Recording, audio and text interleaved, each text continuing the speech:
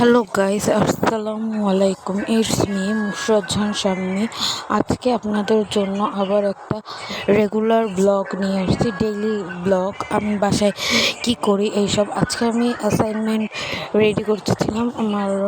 আমার কলেজ থেকে অ্যাসাইনমেন্ট করতে দিছে, তো আমার মঙ্গলবার জমা দেওয়ার ডেট। তো আমি ব্রেকফাস্ট করে তারপর অ্যাসাইনমেন্ট করা শুরু করি। তো তখন অ্যাসাইনমেন্ট করা শুরু করি 10টার দিকে মেবি। কিছুক্ষণ অ্যাসাইনমেন্ট লেখা প্র্যাকটিস করি। তো তারপর আমি আবার আপনাদের জন্য কিছু ভিডিও ক্লিপস নিতেছিলাম, যেগুলি আপনাদের সাথে শেয়ার করব, যে আমি ডেইলি কী করি, কী কাজ করি, কী বাসায় থাকলে কী করি, কলেজ গেলে কী করি, ক্যাম্পাসে কী করি, এইসব।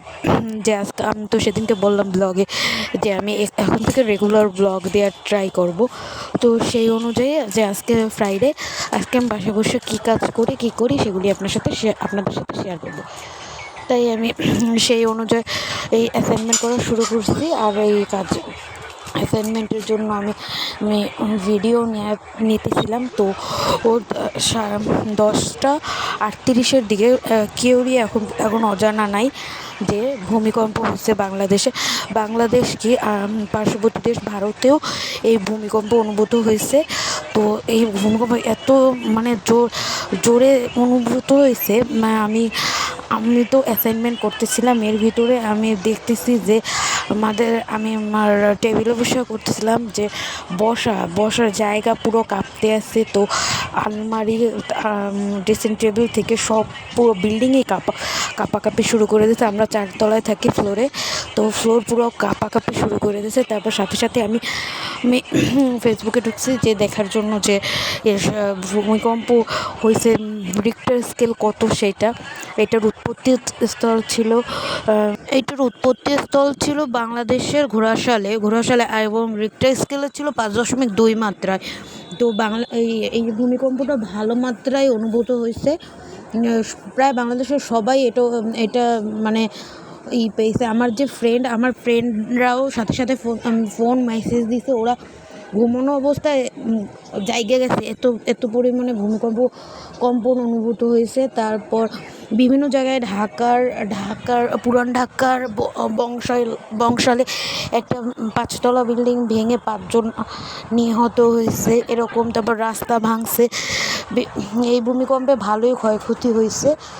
বেশিক্ষণ ছিল না। এই ভূমিকম্পের স্থায়িত্ব ছিল মাত্র 10 সেকেন্ড। তাতেই মানুষ ভয় পেয়েছে, কারণ আজকে এমনি শুক্রবার ছিল, তার ভিতরে এই ভূমিকম্প অনুভূত হয়েছে। তো অনেক কিছুই মাথায় আসছে।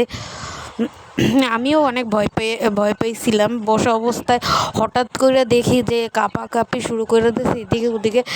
ফেসবুকে ঢুকলে, ইউটিউবে ঢুকলে তো দেখাই যায় এইটা ভিডিও কীভাবে কম্পন অনুভূত হয়েছে। অনেক রকমের নিউজই আমাদের চোখে পড়ে এখন ফেসবুকে ঢুকলে এই ভূমিকম্প নিয়ে। তো যাই হোক, তারপর আমি আমার অ্যাসাইনমেন্ট আবার কন্টিনিউ করি এগুলি বাদ দিয়ে। কিন্তু আজকের ভূমিকম্পটা একটু মাঝারি আকারের ছিল, কিন্তু মানুষ অনেকটাই ভয় পাইছে। আমি ম্যাক্সিমাম সময় ভূমিকম্প অনুভব করি না, আমার বলে তারপর আমি বুঝি, কিন্তু আজকেরটা আমি ভালোই অনুভব করছি।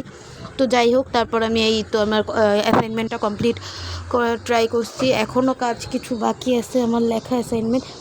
তো তারপর আমি অ্যাসাইনমেন্ট লেখা কন্টিনিউ করি, লিখতেছিলাম আর আপনাদের সাথে ভিডিও নিয়েছিলাম। কিন্তু তখন আমার ক্যামেরা অফ ছিল, নাহলে ভূমিকম্পের কিছু ফুটেজ দিতে পারতাম। তো অ্যাসাইনমেন্ট করে তারপর আমি সাবান নিয়ে তারপর একটু রোদের জন্য আমি আবার ছাদে যাই একটু ঘোরাঘুরি করি। এই যে দেখেন ছাদের কিছু ফুটেজ আমি নিচ্ছি আপনাদের জন্য। এই যে দেখেন আমাদের একটা বিড়াল আছে, ও আবার নাম আছে, কেউ মাশাল্লাহ বলতে ভুলবেন না, ওর নাম টুনি। এই যে ও আমাদের মতো ছাদে গেছিল রোদ পোহাতে। আমি এই যে আমি ছাদে যাই তারপর কিছুক্ষণ রোদে ছিলাম, তারপর টুনির সাথে কিছুক্ষণ খেলাধুলা করি। তো তারপর আবার আমি 10-15 মিনিটের মতো ছিলাম। আপনাদের জন্য আবার কিছু ভিডিও করে আশা করছি আপনাদের সবার ভালো লাগছে। আমার এরকম নিত্য নতুন ভিডিও পেতে আমার পেজে লাইক, কমেন্ট এবং শেয়ার করবেন। আমি নিত্য নতুন ভিডিও নিয়ে আবার আপনাদের সামনে হাজির হব। আল্লাহ হাফেজ।